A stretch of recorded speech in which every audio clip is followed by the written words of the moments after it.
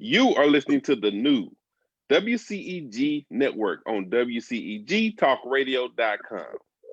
Watch us right now live on your smart TV at WCEG Network. Right now, go watch us live on um live on your smart TV on YouTube at WCEG Network. I'm just all discombobulated today, probably because of the boating, but we're gonna talk about that in a minute. I am Wardell Richardson, your host on WCEG Wood, Hollywood of the South, for the next hour. We're the worldwide community empowerment group where we speak life into the community. Like us on Facebook, follow us on Twitter, and on Instagram at WCEG_talk_radio. That's WCEG_talk_radio and WCEG Network. That's WCEG Network.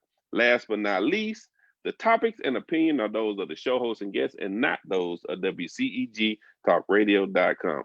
Once again, thank you for tuning in. I am Wardell Richardson, your host right here on WCEG Wood, the Hollywood of the South. I'm an actor, producer, director here in Atlanta. I'm loving every bit of it. And I'm also loving what's happening with the voting. Now, listen, if y'all did not vote, before I get to my guest, my lovely guest, I just got to say this. If you did not go out to vote, then I am very, very upset at you because this is your right. This is your chance to make a difference in our community, in our world. We are right now, this is probably the most important election you will ever be involved with in your entire life. And the way things are looking, it's looking really good to me. Now, some people might not agree, depending on who you're voting for, but I'm loving every bit of it. And I hope that you pay attention to what's going on in your community. I hope that you're paying attention to what's going on the television. And I hope that you understand what's going on in politics and why you should vote for certain people. It is very important that you understand and know who you're voting for and why you're voting for them. Don't just vote for someone just because your family members do it or just because your best friend tell you to do it, But that's beyond the fact right now because you should have voted already. I'm just letting you know that voting is very important, and I hope that you took the chance to go down and vote. They had it open early for quite a while before the actual date, which was November 3rd. And this is a time in our lives where you can truly make a difference in our world, in our community. And I'm just elated that we can make a difference, that we are allowed to vote because we went through a lot to get to this point. And through the grace of God, we are here. So please, people, pay attention to what's going on in the world. Pay attention to what's going on in your community. Pay attention to what's going on just in your surroundings because we have to be accountable and look out for each other. That's just the way it is. That's how we got it. That's how we can make it. And so, with that being said, if you haven't yet, I have several films that are on Amazon that you can go check out and watch. Support your boy. You know what I mean? Go and check me out. I'm on Amazon. You can put my name in, and several of my films, several of the films that I'm involved with will come up. I produce some of them. I star in majority of them, and you will get a treat. Addiction by Subtraction, Greed, Flesh, The 30-Day Rule. I've been getting a lot of feedback on The 30-Day Rule. It's a romantic comedy that I did. People love it. People been calling me, still call me to this day, saying that they saw it. It's also on YouTube, where you can just go and watch it for free. If you got Amazon, you can go on there and watch it. It's a great, great film. GPS, which is a horror film that I did. So it's a lot of things going on, that I'm involved with. Not to mention, I'm getting ready to launch my film company, Rain Dance Film, and start doing my own movies. So it's about to go down. Do you understand what I'm saying? When you work hard, it pays off. And I've been working really hard and it's about to pay off. So, through the grace of God, I am here and doing the stuff that I really love to do. Never give up, people. Never stop trying to achieve your dreams.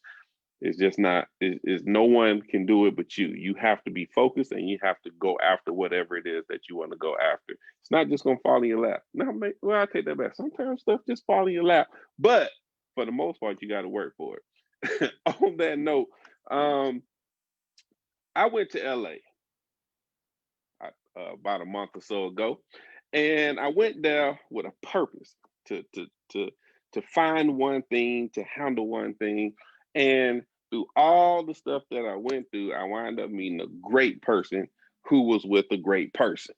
So, and I'm just like, okay.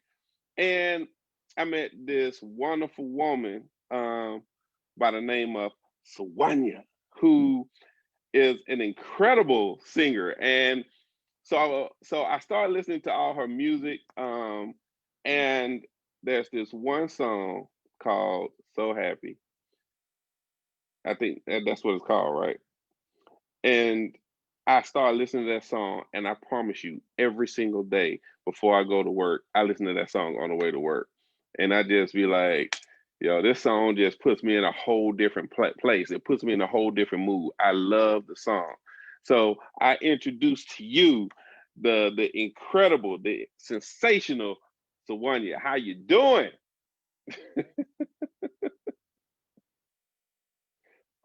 You're muted. Unmute yourself.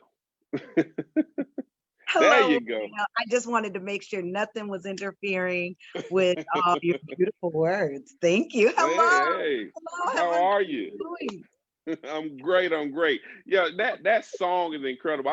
We're gonna talk about that. We're gonna get to that song because we talked earlier and you gave me some background about that song and why the way that it is. But I heard that song and I can relate to it. It just touched my spirit. And every morning before I go to work, I listen to that song. And then anytime somebody come at me with some crazy stuff, I say, hey, you can't mess up my happiness. You can't mess up my joy. You know what I mean?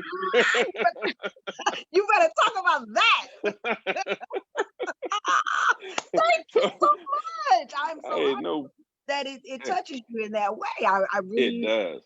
It really does. To be honest with you, the song, I did expect the song to be received. I should watch my words now. Right. That was one of the songs that it just came naturally. It didn't really have to think or ponder on lyrics. It was a true reaction. So and those are the best. That's what you call organic, right? Yes, definitely organic. Definitely organic. So before we get deep into the talents that you possess, let's start from the beginning. Let people know where you're from and how you got where you are today. Oh, okay. Well, I'm an original native of Wisconsin. And I'm a Green Bay Packer girl. No. I was born in Madison and raised between there and Milwaukee. Which is like a baby Chicago. So, it's an hour away. And, there I started my singing very young at about 4 years old. My grandmother was an evangelist, Pentecostal. One of the first only women that were allowed at that time to travel and minister. Some of her peers were Pat Robertson, Earl Roberts, those kind of fellas, Billy Graham, those folks would call a house and grandma would be gone for a couple of weeks. Or if we went, come on, Sawanya, get that tambourine, you gotta sing. It could be 4 people in our living room. So shy to get up there, and which a lot of singers are. They get it from church. So I started there. In high school I took communications and broadcasting. I went to all School of the Arts from elementary up to school, and got into different arts, but I love doing voiceovers or drops and hanging around. And then of course I was writing. I didn't know that it was actually writing a song. I thought I was just writing poems and just reciting things in the mirror. Well, that's kind of like what music is, though. It's kind of like poetry in a way, right? It absolutely is, because songs tell a story, and once you become a developed songwriter, you just learn how to arrange it and play it out so that the song is perform. I've traveled a lot. Like I said, I've sang in a lot of choirs, a lot of praise teams in my young adulthood life, and then started going into what they call secular music. And I really struggle with that because, jazz, I have an old soul. I grew up listening to jazz, Nina Simone, Sarah Vaughan, Billie Holiday, so many of them, with Betsy, oh my gosh, you know who I'm trying to say? Bessie Smith. Bessie, yeah, okay. Yeah. So what I'm getting at is that there's nothing wrong with that type of music. That is a part of our culture. And I was taught early on, because it was very religious, that it was, wrong for me to want to sing that kind of music. But, I was able to break off into that, and I was straddling the fence, as some say. I was doing both, but nothing bad. I wasn't talking about sex. I wasn't talking about drugs. I was talking about life. And that's just really what the blues and jazz is. So in my young adulthood, I moved to Atlanta. Let's fast forward to Atlanta, because throughout there, I've been doing a lot of church and singing with, background for artists and things of that nature. But in Atlanta, I really got my feet wet with cover bands and meeting celebrities, and that, I opened for Miss Gladys Knight at one of her bowling alleys, opened up for the Whispers. And that's the first time I heard Wobble, one of the twins. That girl could wobble. I was 20 years old. And he was like, she got a voice, and he came out there, and so that was a normal gig for me. So your voice is just a gift. Like, you just have that voice. At a very young age, I recognized that, and I was told that it was very strong, very powerful, very loud. Yes, your voice is like, you have a unique voice. You can tell it's your thing.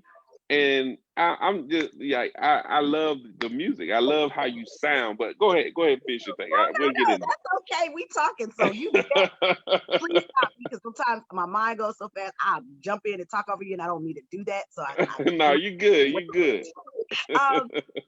So within that just allowed me to get more comfortable with doing professional shows and stuff like that. So I started doing more writing and background for artists, signed artists.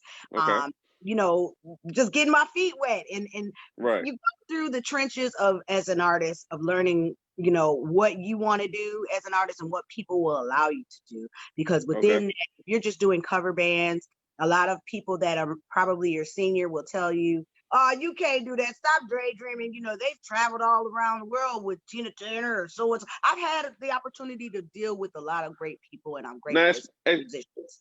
Explain to the people who don't know what cover bands is. What are cover bands? Okay, cover bands are bands that entertain you, that sing signed artist music. So I did a Shaka Khan tribute or a Tina Turner tribute, or if they come out to the old clubs or Coca-Cola in Atlanta, we used to do Chick Chat, Tangeray, 20 grand before they tore it down, and we would entertain the nightclub, in between the DJs.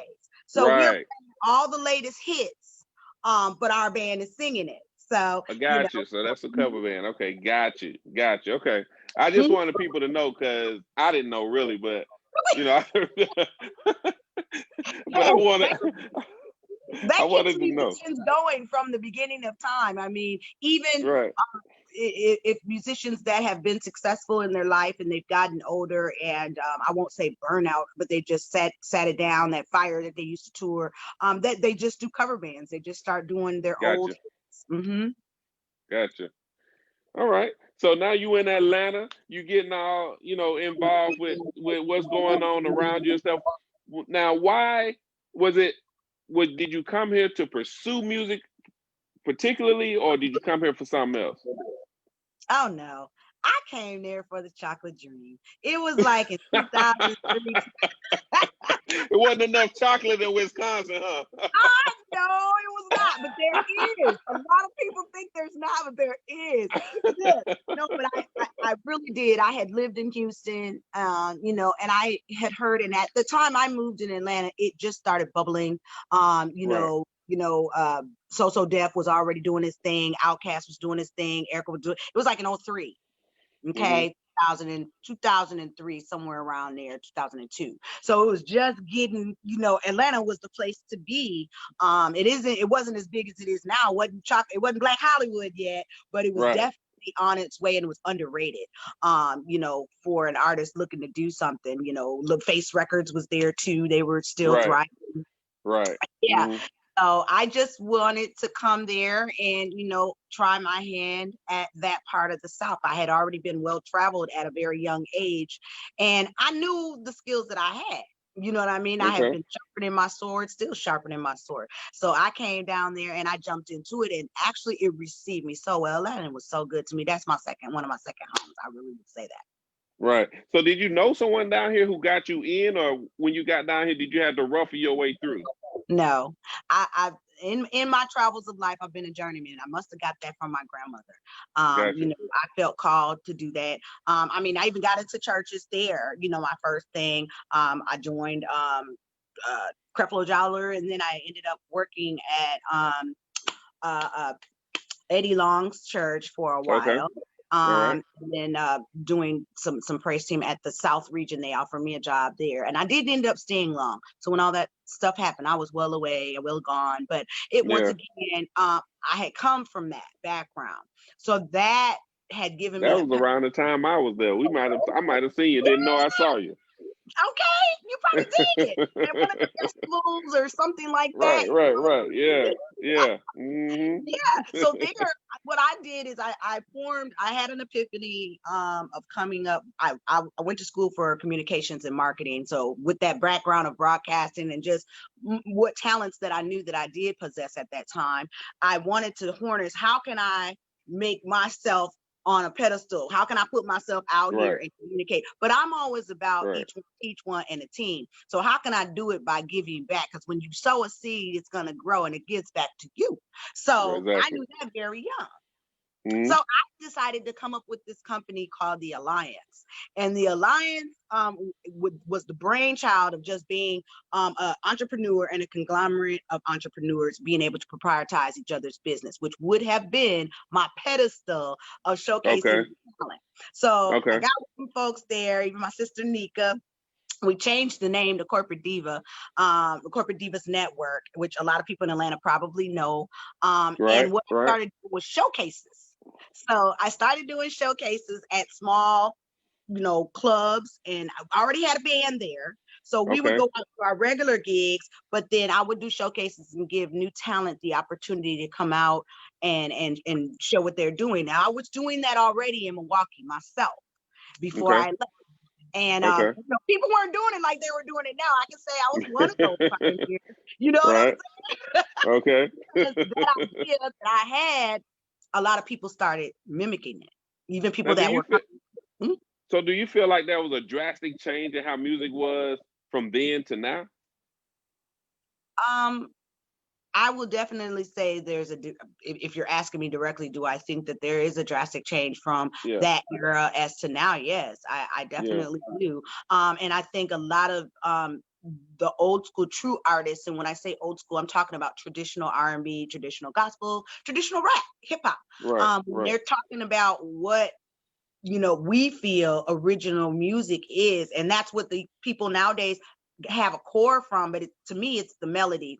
Lyrically, it's different. Melodically, it's different. I just feel that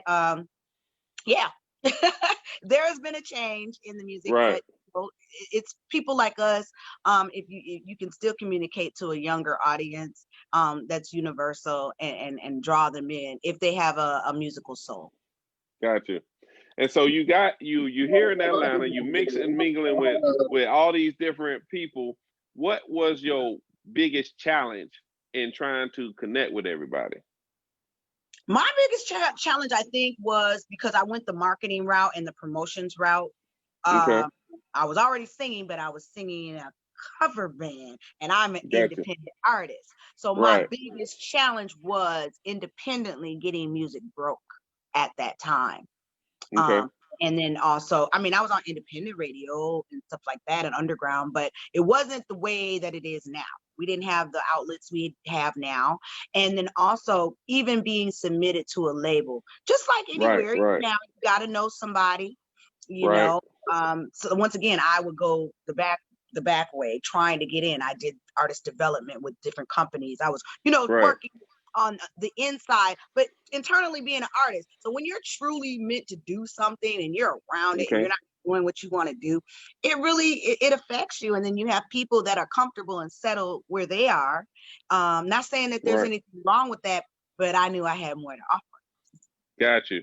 So when you in a cover band, do people take you serious as an artist, as a you know what I'm saying, or do they, because like kind of like in film, if you did certain things, they don't look at you as a serious actor when you're doing certain things. But I don't know in the music industry. I'm just trying to understand. It's the same. It's the same. It's the same because I'll say this: one of my hats. I mean, I do some acting too, Wardell, but I've done a lot of extra work. I told you that I'm going to put it on. Yeah. Put it right on here. I wear all my hats now, but I focus on one. That's one of the things somebody told me that I tell people now when I speak to my community is, yes, harness in on what your craft is, but don't let nobody tell you stay in one lane. If you have more than one gift, and I have one gift, don't let somebody tell you can't do that because this is what you do. Pick a lane and choose it. Now, if you're one of those people that are not focused and you don't know how to practice and sharpen your sword and harness on it, then yes, you should focus on that until you get that under control, master it, or however you want to phrase it, and then move to the next one. But I dealt with that very much so, probably more so in music than acting, because I've only done like extra work in a couple plays and stuff like that. But music, a lot of the older cats that I've endured when I was younger, because usually I was always the baby, but I just had the strongest voice. So they put me out front, you know what I mean? And front line. So you was the Michael Jackson of the group. Yeah, well.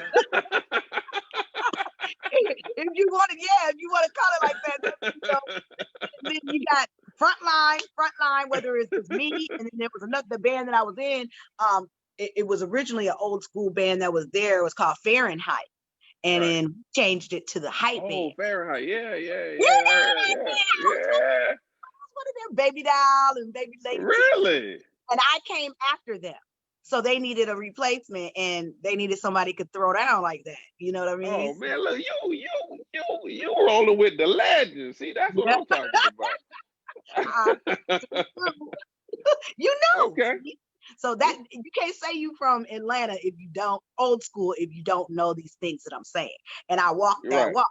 So yes, so I was with the Hype Band, which Carr and CC and Roy, they changed it from Fahrenheit to Hype. And anyway, so then we were like the Temptations. We had two bands. One was Fahrenheit and one was a Hype Band. And we just alternative nights. And see, I walked into that rival. I didn't know anything about that. So being the baby, the older guys were like, I'm releasing my singles, I'm doing my videos, I'm still doing my little stuff, They're like, oh, girl, stop pipe dreaming. You're not going to do this. You're not going to do that. And it's so funny because some of those same people are on my Facebook right now. and they sit here watching you talk about. Well, yeah, and it's all in love, because the thing is, it's just the mentality.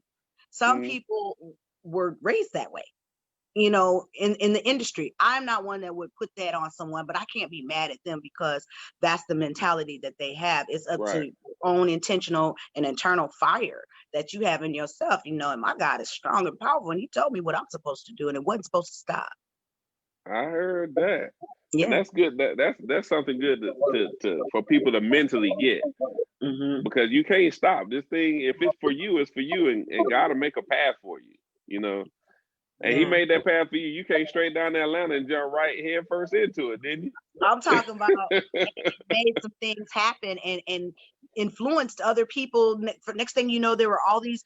There was maybe only 2 or 3 different organizations with the word diva in it, and that's why people call me diva. It's not because I call myself a diva, and I have to say that. The company Corporate Divas Network, I was so very proud of it. I had gained 4,000 members online within me and Nika we were like a brainchild. We were in this studio, this one shack studio, and it was so funny because T.I.'s studio was next door to us, and we was eating noodles and sushi every day. I mean, we were in there like in the dungeon and literally just out until Corporate Divas was formed in a professional manner.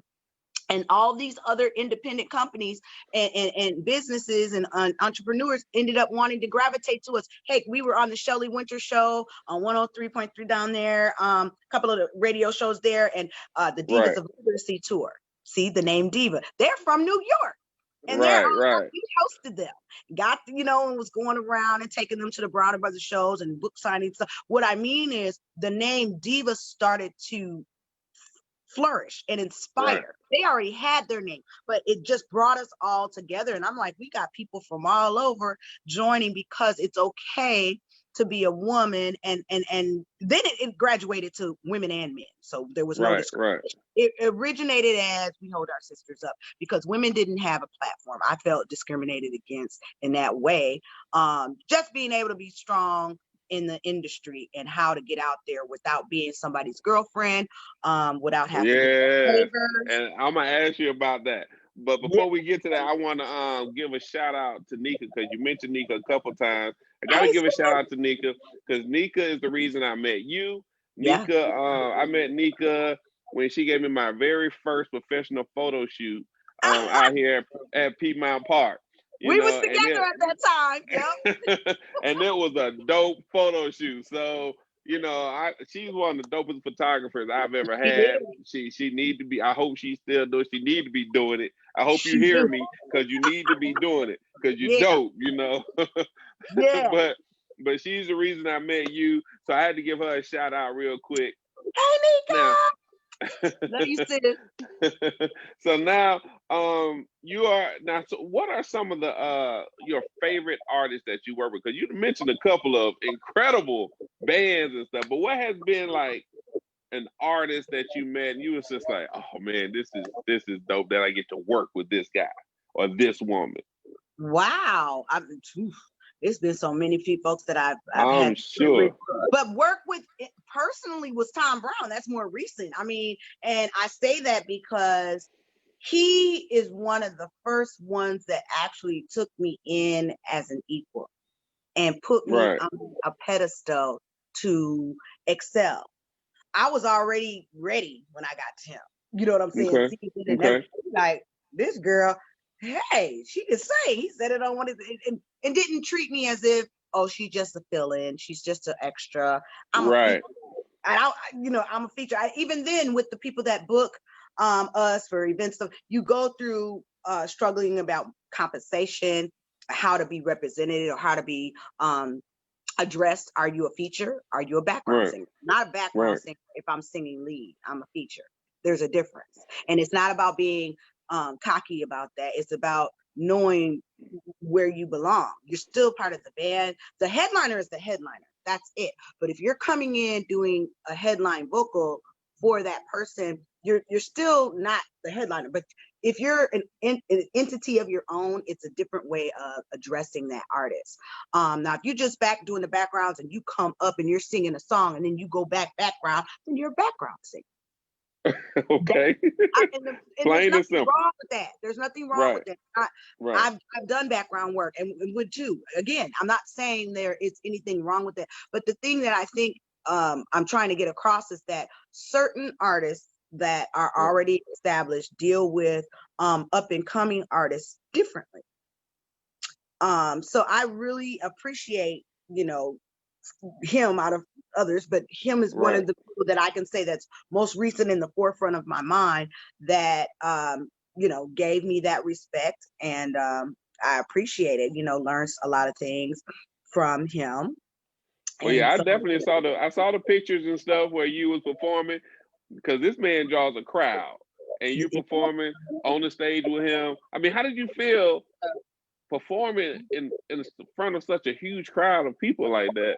Well, and, once again, it's so funny because I felt like I belonged there. Somebody asked me that in an interview, and you know, now we've done several shows together. I'm like, when he comes to the West Coast, I'm his number one. I'm the person that he usually deals with, and then he has a young lady that he deals with over in London. And so, you know, we're doing arenas now. You know what I'm saying? And jazz, so you're right. It's very big crowds, and a couple of times, you know, Tom is also a pilot. What's up, Tom? And he sometime came in right before, you know, everybody is sweating bullets, and the band is looking at me. The bookie is looking at me. The promoter is looking at me. What we gonna do? Or if we have rehearsal and he's not able to be there because he's flying in, they're looking at me to train a new band. I mean, so yeah, it's like, okay, so we get to that stage, I'm like, well, I can't go up there. I sing Jamaican funk, but I'm not him. So they want to hear that, you know what I'm saying? It's funny because, but by the time we get up there, you just get an adrenaline rush. It's never the same. You still get a sense of nervousness, but believe it or not, the lights are so big and bright, you can't really see people. It's difficult. It's a lot going on. It's just like doing theater. Just like doing theater and acting. The lights be right on. You can't see nobody in the audience. So you just go with, you know. Yeah. It is exactly like doing theater. And once you get past that first rumble in your stomach and I jump into my skin and, you know your lines. You don't know your lines and you don't know your lyrics. But can I say this real quick? It's happened in both incidents. I did a play before and I forgot my lines. You know, you be like, feed me my line. I've done shows before and some of the lyrics were mine. You know? Oh wow! And you forget. So what do y'all do with that? Do you just improv? Yeah. And here's the thing. I thank God for that gift because everybody don't have that. And when I sent you that video, there's a footage out where the whole set was off my dome, and that was one of the things that I was taught by one of my choir directors. Trust it. Sawanya, just trust it. Don't think. And that's what I do. I don't think. I open my mouth. I'm prepared and I'm rehearsed. I've sharpened my sword. So if you sharpen you got to trust it and let God use you. Don't. And if you're scared and you're intimidated by that fear is what messes it all up. You just got to go out there. They don't know what you're saying. You know, right. You go ahead or what you gonna say? Well, yeah, but here's the thing: if they know, if you're singing a song of a great, if you're singing a Shaka Khan song, or you're singing a Whitney Houston song, and they know the words, you better not sing that song, right? Or at least tell the crowd, this is my rendition. Right. Okay. I mean, but it does happen. Right. We get brain hiccups all the time, but that's funny. Now, you touched on something earlier that I wanted to go back to. We almost would never did, but you touched on women dealing with the music industry and how y'all navigate through that. So I want you to touch on that a little bit. How as women, because I hear a lot of women saying that, you know, that are artists in the music industry, that it's really hard for them, especially if they're beautiful women, you know, and the guys and how they come at them, because, you know, guys pretty much dominate the music industry. How do you navigate through that? How was you able to show them, look, I'm about this business, I'm about these coins, let's do this? Like, how would you able to navigate through that? First thing I'm gonna honestly say, I'm a piece of work. I am a piece of work. I have my kids, and I'm a humble person, but I'm definitely a strong and assertive person. And sometimes that can shoot you in the foot in this game, whether it's in acting or singing, anything entertainment. You can't. You got to keep your head down and your mouth shut. Well, that's the old Hollywood. Okay, there's still relics of that going around, but honestly, you have to be able to take ownership of your business. Make sure that you're assertive about your contracts. Make sure that you're assertive about your pay, and you discuss that. Know your worth. Know your. As I was speaking about it.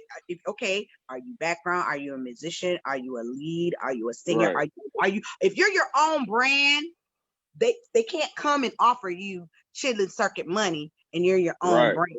But they offer it to you now. Are you going to take it now?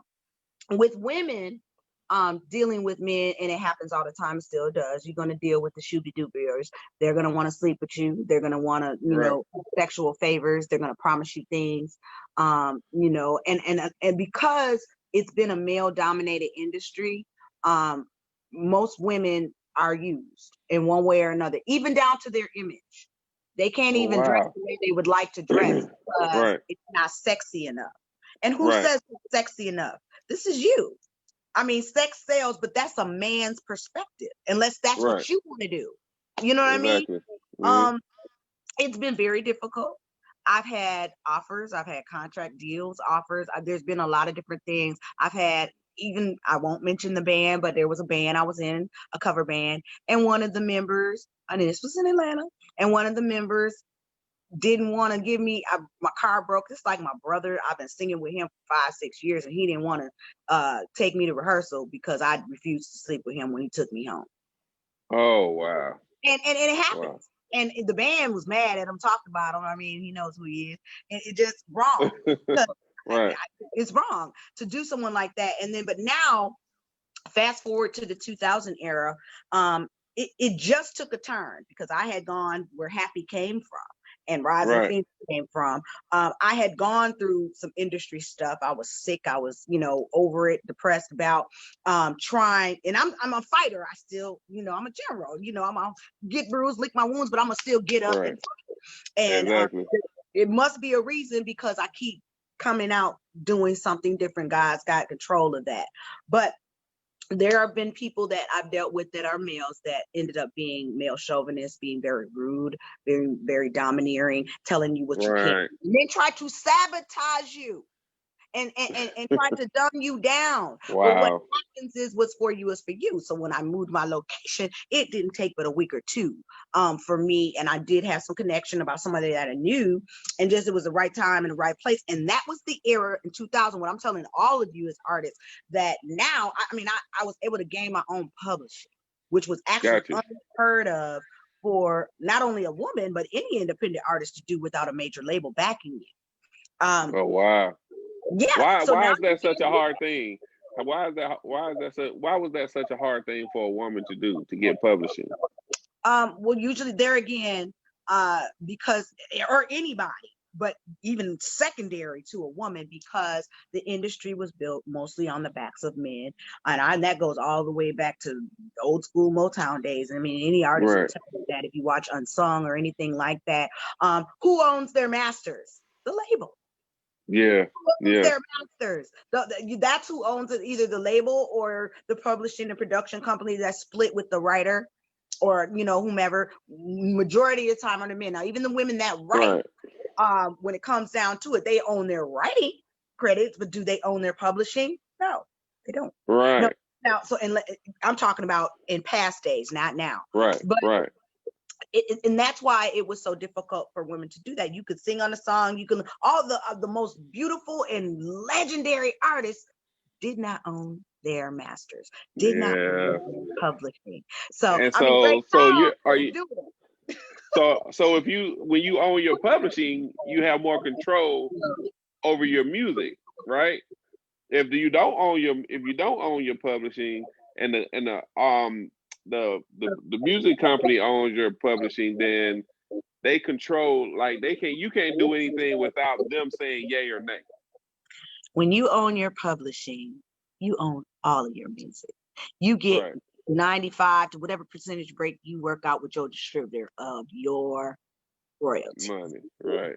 Okay. And when your song is played on the radio, it's already being tracked and it's already scanned if you've done it professionally. And who's ever collecting your money for your performances, whether it's ASCAP, BMI, any of those type of businesses or entities, they do all that for you as long as your paperwork is in control. But can't nobody shooby-dooby you and try to hustle you out your money. Now, if you have a manager, your manager is going to get to 5 to 15%.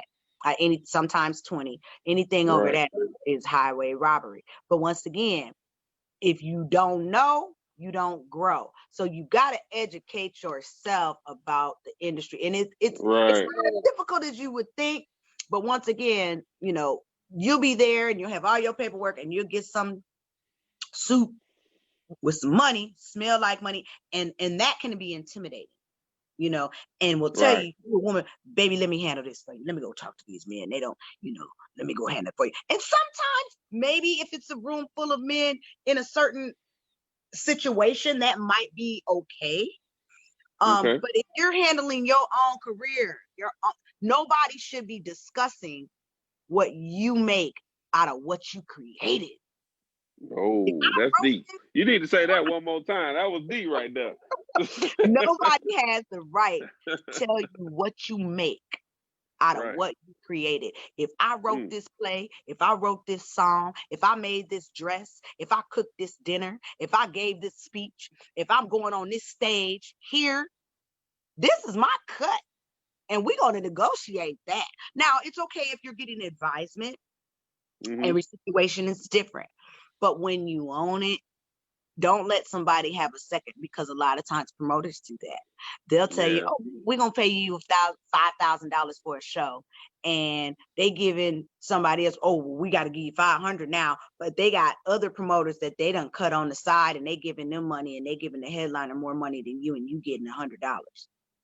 Oh, so that's how they get. That's how they rip people They get off. dirty. They get dirty, and they just want you to look pretty, put your bust up, and get up there and sing. Because I've seen a lot of those unsung stories, like you was talking about earlier, and like TLC, for instance. Yeah. They got taken for all their money. I'm just like, what? Classic example. Once again, you get somebody, because they did not own anything. They didn't own anything. And they signed a 360 contract. They signed a dumb deal, which most independent artists sign because they don't know any better. And really, in some instances, it's okay. Now explain what a 360 contract is. In layman terms, because there's so many different ins and outs about it, it's basically a contract that's not favorable to the artist. It basically, all of the money that is accrued, all of the videos, all of the travel, all of the hotels, all the jewelry, all the money that you have in your pocket is on consignment, is a loan. So this is a question I have, because every time I see this happen, I'm like, did they have an attorney? No. Like, where was the attorney? They usually don't. TLC was kids from college and a broken home. Right, but they didn't have no parents or something. Somebody said, hey, we need to get an attorney. They all came from different walks of life, and they wanted that dream. And I was one of those people too. Like I said, I've gotten into some things that I shouldn't have gotten into, and had to learn the hard way. I was just stubborn, so I wasn't doing a lot of other things. But the thing is that even if you have a lawyer, if the lawyer is not favored, that's just like a public defender in court. Oh, wow. For a black man. Wow. Right. Let's talk about it. Okay. Yeah. So he's not, his gain is to get a check. Okay. I'm gonna tell you, this is what you can do, this is what you can't do. He doesn't care. He's not invested. So I would say, if you have a manager or an entertainment lawyer that is somebody that is invested and that truly believes in you, because at the end of the day, they can drop a contract and line their own pockets, and at the end, when you're done, you're thinking you got royalties coming in and you don't have anything. You got a penny on the dollar. Yeah. Well. Wow. And that's what it is. So make sure that your paperwork is in order. I know that when my music is downloaded, streamed, or bought, that's coming to me. How long did it take you to really understand and know the industry? Because you grew up, did you have somebody who helped you, who guided you, or anything? Like not in the industry. What I was lucky, my grandmother gave me the spiritual aspect, and I just had a certain gift. That everybody has their own gifts, and but I was also favored, being around people that took me under their wings. They always saw that light, and they gave me nuggets, and I was very eager to learn. I was hungry for the game, and I was hungry for the knowledge. And as much as you look back, as much as I would beat myself up and hated the fact that I was always working in the industry, but I wasn't always the talent, that benefited me. because it gave me an educated tongue to learn how to, you know, negotiate contracts and what that meant and what is required and what is standard. And things change. The industry changes, legality changes, you know, all that. So even up to now, as what I was saying about that just happened in 2000. You know, me being able to get my publishing, that just happened. So wow. Okay. yeah, so you just being around solid people, and when you know that somebody is messy, disassociate yourself with those kind of people. Be around people that are above you, as far as, I won't say anyone is above you, let me rephrase that. Be around people that are making more than you. Be around people that, if that's in the industry that you want to, I say that all the time. yes, that you can learn from. I was always in multi-level marketing. I was always like Burn Lounge and all these different things, just this kind of thing. Because I've always been a leader. I've always been an entrepreneur. I know that I'm not the type that's going to be a follower. Some people are made to be that, and it's not a bad thing, because everybody has a position. And mine is to lead. So with that being said, sometimes I gotta skin my nose first and learn and listen. Learn how to listen and learn how to learn from your mistakes, and you know, just watch somebody that's doing it. And then, you know, if sometimes that's only for a season. Because a lot of times when people have certain gifts, if they're very powerful and they see that you have something that might outshine them, they don't want to be around you. They don't want to teach you. I wouldn't be that way, and I hope others wouldn't be that way, because what's for you is for you, and everybody has a unique gift. And I just try to demonstrate that with my fellow musicians, my friends. I try to be fair. I don't like being competitive. I don't like jealousy, and it makes you that way. It makes you that way because people are mean to you. You know what I mean? They are. It's like that in every industry. It's some people like that in every single industry. Now, you went through some things, moved, and did a breakout song. And the thing is, you know, I know you said the Phoenix song, Rise the Rise of the Phoenix, was the breakout song, but you came with this song, So Happy. And I heard the Rise of the Phoenix today, which is a dope song, by the way. That track is off the chain. But man, that So Happy song, like, you just love that song. I love that song. I don't. It's take a lot for a song to. I mean, it's the way you sung it, the track, and everything just perfect. So thank you. Every day when I'm on my way to work, I listen to that song, and it just put me in a great mood. It does. It put me in a great mood. You know, I could get a bad text or something, and I put that song on, and I'm just like, man, you know, and I'm jamming all the way, you know, to work, you know, and it's such a beautiful song. I can relate to it because, and then in your words, you say, I'm so happy now, you know, which means you went through whatever you went through, but now you there, you know, and I've been through a lot. Yeah. I'm so really happy now since I let it go. That's true. Right. And I've been through so much, and that's why I can relate to that song so much. And so what was, when you wrote that song, for the people who are listening right now, okay, what was it? What was in you that made you go in the studio and just start writing that? I mean, just start doing that song. I'm gonna be honest with you.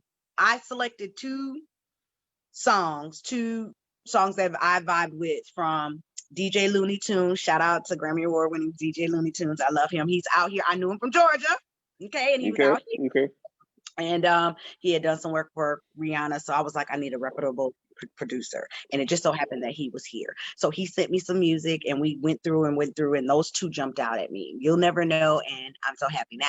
So I had just, as we mentioned earlier, just gotten to Hollywood from Oakland. And I had went through something with a producer that I was dealing with, and then other things that were going on in my life. And it was very fresh because my singles were behind. Okay. They were supposed to be out 6 months prior to that. And this couple of particular people held me back. Okay. And I had provided everything I was supposed to. They basically just wasted my time. Gotcha. Okay. And there were other personal things that I was going through, but that was in my forefront. So that's where I'm so happy was once I finally got those songs and I got them completed within the time that I got them completed. It was not even a week before I had them written.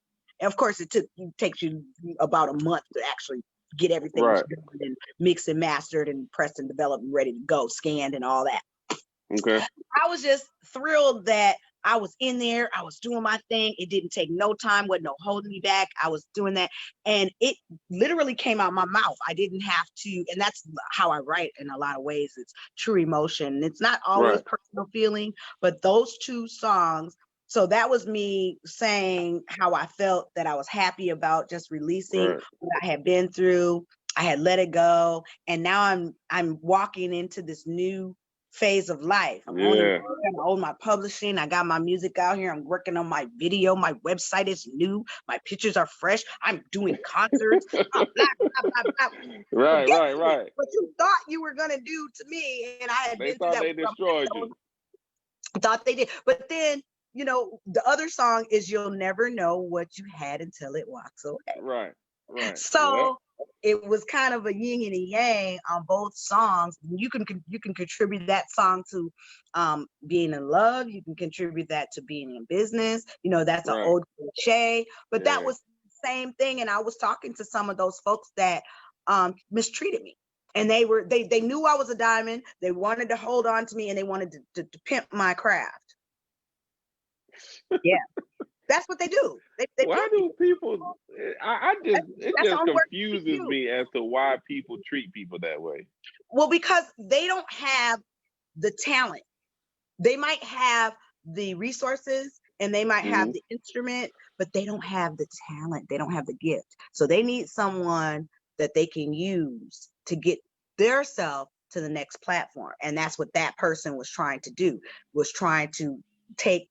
We came there, I came to you with something and you took it and tried to benefit off of it. And then all of a sudden I'm in the background. How is that?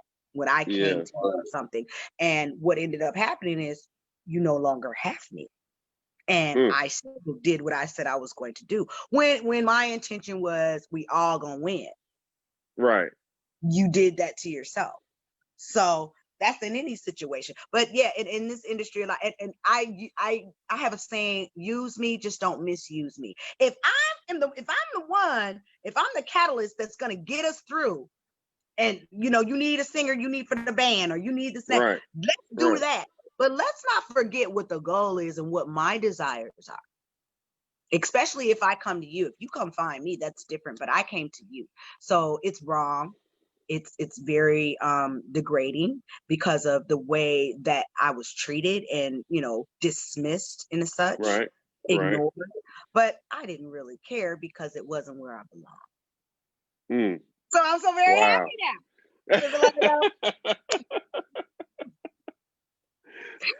And that I had to say that song, man. It just touches me every time I listen to it. I started telling people, I'm like, man, y'all gotta listen to this song. This song is insane. And I even let Penny, who runs WCEG, she heard it and she told me, she said, I love that song. It is a good song. I was like, yes, it is. I love it. So, you have a way of writing music that makes people feel good and feel a certain way. Is that your goal when you write music? Because some people just write music just to write music. You know what I'm saying? You have a purpose behind it. You have a reason. Like you're really talking to people. Yeah. Well, once again, that goes back to my true gift and knowing who I am and what my callings are. I mean, I'm a minister's child and I was in that life and I ministered it on my own. And that's my way of ministering. Okay. I have a gift and I am one that has messages. And if you're a gift or you call yourself, music is healing. So I can say I'm a healer. I'm a healer in different ways. And there's different ways. It's a spirit. Music is a spirit. So it can be a healing spirit. It can be a demonic spirit. It can be a happy or aggressive spirit. It can be an angry spirit. Like, I hate everybody. And what does that make you do? That makes you want to, I don't like it. It makes you want to go out there and be aggressive. If you want to be sensual, you're going to put on some Barry White or something like that. And you're going to get into the Maxwell, like that. You know what I mean? If you want to feel holy and you need some uplifting, you're going to get some gospel. Right. And they're going to minister to your soul. So my goal is to be able to have my songs relatable to everybody. Whatever walk of life you're on, young, old, whether you're Christian or not, you're able to put it in and play it. I may have some that are mature, but it's just not my direction as to go, all the way, because I have a certain measure about my worth as a woman and how I want to be represented. I'm not saying that other people don't. I do have, young ones that look up to me, right. and that I talk to and mentor. So I want them to be able to listen, and I want older people to be able to listen. So my goal is to be able to minister whatever way it is, even if it is a aggressive or angry song. Rise of Right. Phoenix is nice. It's me saying Nana and a Boo Boo or something like that. I don't know. Now, do you have your own record label? I have my own distribution company, and it is set up like a record label. But I have not embarked on it, and I haven't really. I'm telling people now, but I haven't told them. I'm just sitting on it. Yeah. So you plan on making more music and ultimately distributing and putting out an album sometime soon? Oh yes, absolutely. Once again, that particular incident a few last year kept me from releasing the album. The album was done, but I'm glad, because now I have a whole set of different producers that I'm dealing with, a different style of music that I wanted. And like I said, sometimes things happen for a reason, and with all this, I probably wouldn't have had my own. I would have still been combining with someone. Not that I have a problem with collaborating, but I'm saying I would have been under somebody else's thumb in order to do more. And they would have been trying to benefit from me writing the music and recording the music, and you're benefiting from it. How do you feel that you get 50% of my royalties and you didn't do anything? Right. So, but release it. But that's about you not knowing. So yeah, and then also, in the future, I will, bring some folks on. That's kind of why I didn't say anything about the label, and that's okay.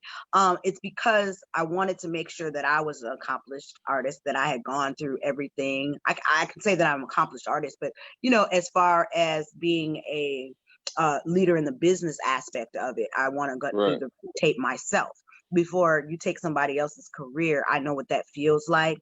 And I don't want to give someone a horrible deal just to get myself out of a hole. That's not how I want to work it. So I want everybody to be coming fresh and come out the gate winning, Gotcha.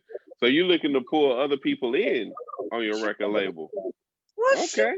Why not? Okay. I mean, All right. there's so many angles. There's production, and I'm looking into now movies and film. Hey, I'm right here. Anytime you need me. I'm out here in Hollywood, and I mean, doing that too. I do voiceovers as well, and drops. So there's other angles that I operate in, other than just being a frontline singer. People just don't know I do a lot of different things behind the scene, using my voice or my talent, whether it's speaking, singing, or talking. Okay. Oh, and you know what? I so appreciate you coming on the show, because I know you're a busy woman. You got a lot going on. And I'm saying, like, man, it's almost time to wrap up this show. I love talking to you,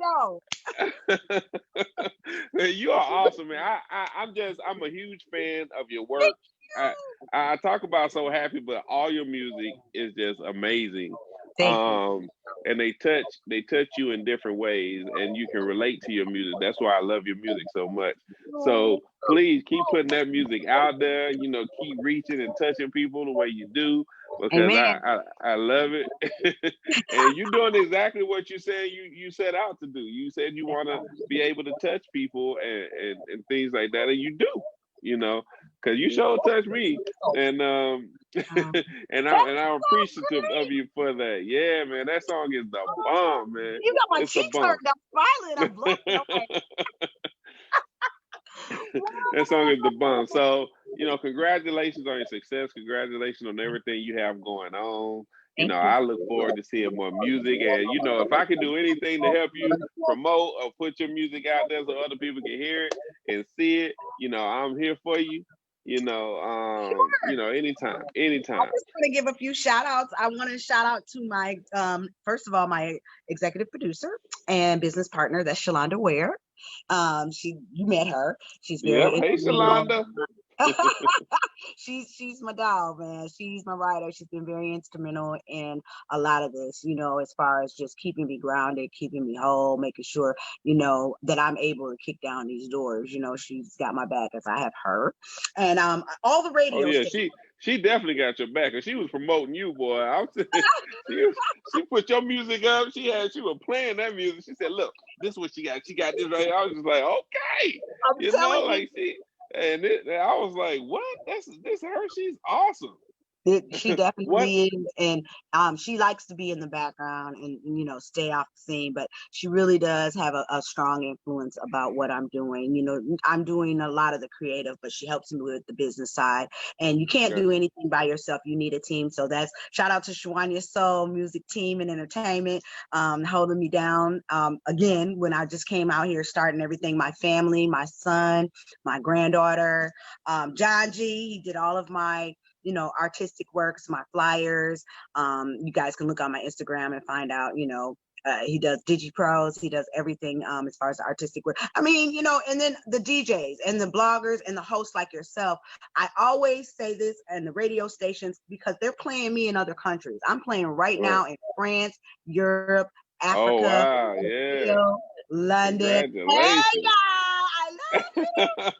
And I just always try to let them know that I'm very, very grateful. Oh, and shout out to BMA, Black American Music Awards right now. I was just about to ask you about them. Come on now, I'm trying to hit the regular points.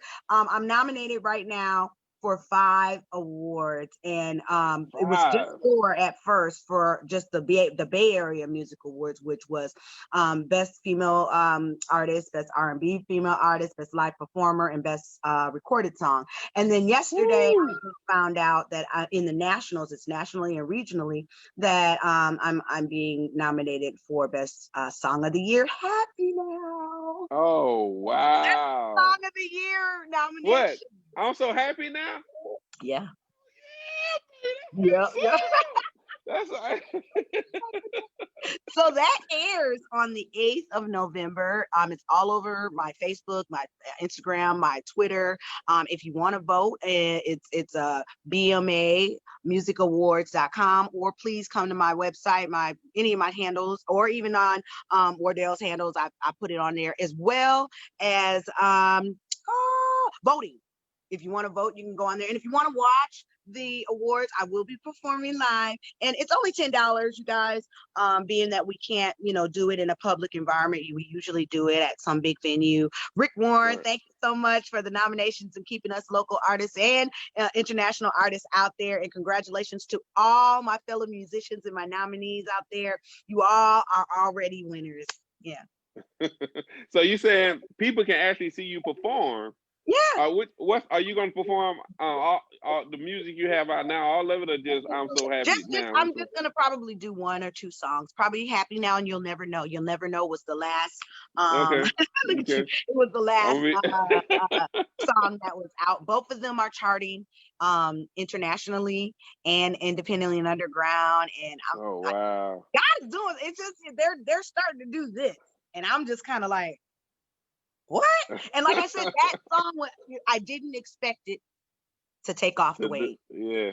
A lot of people like You'll Never Know for that reason. They want more of a laid back and R&B feel. Those songs kind of go neck and neck. And I'm just like, Happy Now was the first release single, but it's getting more notoriety now a year ago. But you know what? Lizzo said it best. She said her music that is getting all the accolades now had been sitting for 3 years.